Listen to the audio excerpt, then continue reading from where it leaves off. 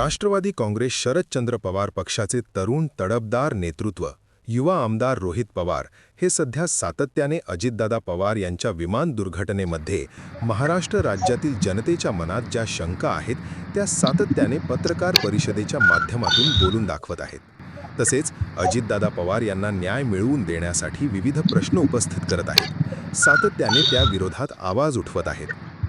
ही दुर्घटना नसून ही सुनियोजित हत्या असेल आणि महाराष्ट्राच्या एका उपमुख्यमंत्र्याची हत्या घडवून आणण्याची क्षमता असलेले लोक यामध्ये जर सहभागी असतील तर निश्चितच त्या लोकांकडून आमदार रोहितदादा पवार यांच्याही जीविताला धोका निर्माण झालेला आहे। या पार्श्वभूमीवर आमदार रोहित पवार यांना सरकारने तातडीने Z+ सुरक्षा प्रदान करावी अशी आग्रही मागणी राष्ट्रवादी युवक काँग्रेस शरदचंद्र पवार पक्ष व युवासेना उद्धव बाळासाहेब ठाकरे यांच्या वतीने करण्यात आली आहे। शिवसेना युवासेना उद्धव बाळासाहेब ठाकरे पक्षाचा युवासेनेचा उपसचिव आहे आणि माझ्यासोबत सुद्धा पदाधिकारी आणि महाविकास आघाडीचे सगळे पदाधिकारी। तर 27 तारखेला मागच्या अजितदादांचं अकाली निधन झालं, आपण सगळेजण जाणतो।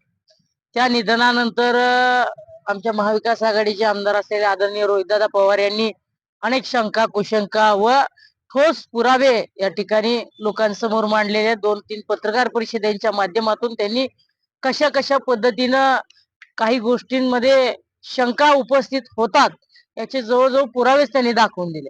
त्याच्यामुळं महाराष्ट्रातील आता तमाम जनतेमध्ये, प्रत्येकामध्ये, महाराष्ट्रातल्या जनतेमध्ये अजितदादांचा अपघात होता का हा घातपात होता ही शंका 100% आणि अगदी खात्रीलायक उपस्थित झालेली आहे।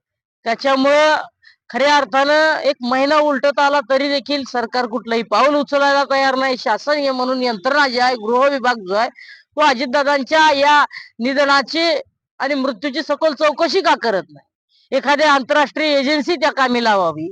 तसेच जी VSR कंपनी ज्यामध्ये विमान प्रवास करून अजितदादांचं निधन झालं या कंपनीवर अद्याप का आपण काय निवेदन दिलं, काय मागणी होती? सोबतच हीच मागणी केली की आंतरराष्ट्रीय त्या ठिकाणी चौकशी झाली पाहिजे, VSR कंपनीवर बंदी आली पाहिजे आणि रोहितदादा पवार हे जे वारंवार सातत्यानं ही जी मागणी करतायत आणि त्यांनी जनतेमध्ये खऱ्या अर्थानं जाऊन लोकांना त्या ठिकाणी प्रामाणिकपणानं जे खरं आहे ते दाखवण्याचा प्रयत्न करतायत। उद्या त्यांच्याही देखील जीविताला धोका निर्माण होऊ शकतो, कारण ही मोठी महाशक्ती मला वाटतं या कामी यंत्रणेला लागलेली आणि ते अशा एखाद्याचा जीवित हानी करायला सुद्धा मागे पुढे न पाहणारे क्रूर निर्दयी राजकारणी महाराष्ट्रामध्ये देशामध्ये तयार झालेले आहेत आणि अशा वेळी आता त्यांना Z+ सुरक्षा मिळणं गरजेचं आहे।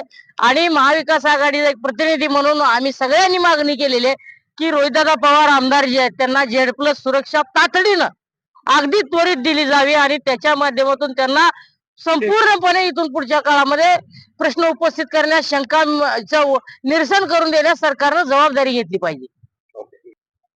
राष्ट्रवादी काँग्रेस पार्टीचे राष्ट्रीय अध्यक्ष अजितदादा पवार यांचं मागील 28 तारखेला विमान दुर्घटनेत मृत्यू झाला। त्याबद्दल महाराष्ट्रातील तमाम जनतेला खूप काही शंका आहेत त्या मृत्यूबद्दल। तो नेमका अपघात आहे की घातपात आहे याविषयी खूप शंका आहेत, प्रश्न आहेत आणि त्या प्रश्नाचं निरसन करण्यासाठी गेले 3 पत्रकार परिषदा राष्ट्रवादी काँग्रेस पार्टी शरदचंद्र पवार पक्षाचे नेते रोहितदादा पवार हे घेत आहेत आणि ते महाराष्ट्रात, दिल्लीत सुद्धा त्यांनी याविषयी पत्रकार परिषदा घेतलेल्या आहेत आणि त्या संदर्भामध्ये आम्हाला एक आता अशी शंका निर्माण होती आहे की बाबा जर तो घातपात असेल तर रोहितदादांच्या जीविताला धोका निर्माण झालेला आहे, कारण आमच्या युवा नेत्याची आम्हाला काळजी आहे कार्यकर्त्या म्हणून आणि त्यासाठी आम्ही आज कलेक्टर ऑफिसला सोलापूर जिल्हाधिकाऱ्यांना एक निवेदन द्यायला आलो होतो की मुख्यमंत्र्यांना आपण असं सांगावं की अजितदादा पवार यांच्या मृत्यूची आंतरराष्ट्रीय एजन्सीकडनं चौकशी करावी निपक्षपातीपणे। दुसरी गोष्ट अशी आहे की VSR कंपनी जी कंपनी विमानाची त्या विमानाच्या निष्काळजीपणामुळं तो अपघात झाला किंवा घातपात झाला त्याच्यावर त्वरित बंदी घालावी। आणि तिसरी सगळ्यात महत्वाची गोष्ट अशी आहे की रोहितदादा पवार यांच्या जीविताला धोका निर्माण झाल्यामुळे त्यांना त्वरित शासनाने Z+ सुरक्षा द्यावी की जेणेकरून महाराष्ट्रामध्ये त्यांना आवाज उठवताना कोणताही त्रास झाला नाही पाहिजे। भाजपचे जे मंत्री आहेत जयकुमार गोरे असतील किंवा विखे पाटील असतील ते रोहित पवार टीका करतायत काय सांगा? खरंच मला त्या संदर्भात एक दुर्दैवी वाटतंय की महाराष्ट्राचा नागरिक म्हणून की रोहितदादा पवार यांनी कोणाचंही नाव घेतलेलं नाही. त्यांनी ज्या शंका उपस्थित केल्या आहेत, ही साखळी त्यांनी जी दाखवलेली आहे ती सामान्य नागरिकांना सुद्धा पटत आहेत. परंतु जो घात झालेला आहे अजितदादांचा, त्याविषयी त्यांच्या सरकारमधील लोक उलट तो लवकर त्या प्रकरणाची चौकशी करून ते म्हणजे लोकांच्या मनातील शंका दूर करायला हवी. परंतु ते न करता मला असं कुठेतरी आता जाणवतंय की ज्यांनी घात केलाय त्यांची वकिली तर हे भाजपचे नेते करत नाहीत ना. हा सगळ्यात मोठा प्रश्न माझ्यासारख्या सामान्य कार्यकर्त्याला मनात निर्माण झालेला आहे. बंधुप्रेम न्यूज चॅनलला लाईक, सबस्क्राईब व बेल आयकॉन दाबायला विसरू नका. धन्यवाद.